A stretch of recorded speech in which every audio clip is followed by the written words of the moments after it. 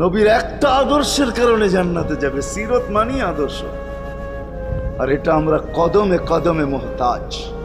কেননা এই ছোট জীবনটা যদি গ্রহণযোগ্যতা পর্যন্ত পৌঁছাইতে হয় আল্লাহর কাছে, চাই নারী হই, চাই যুবক হই, চাই বৃদ্ধ হই, যেই মানুষই হই না কেন, যেখানেরই হই না কেন, যেই বাসারই হই না কেন, যেই বর্ণেরই হই না কেন, যেই পেশারই হই না কেন, যেই সোসাইটিরই হই না কেন, এই জীবনটাকে যদি গ্রহণযোগ্যতা পর্যন্ত পৌঁছাইতে হয় কার কাছে? দুনিয়াওয়ালাদের কাছে না, মালিকের কাছে, যিনি এক ফোঁটা পানির থেকে অস্তিত্ব দিছেন, যার কাছে আবার আমাদেরকে ফিরা যেতে হবে।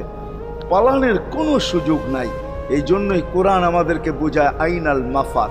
আল্লাহ বলতেছে কোথায় ভাগবে তুমি, বলো কোথায় ভাগবে? কবির কথাই সত্য, যদিও নাকি পালাও তুমি আকাশেতে লাগিয়ে সিঁড়ি, সিঁড়ি লাগাও যদি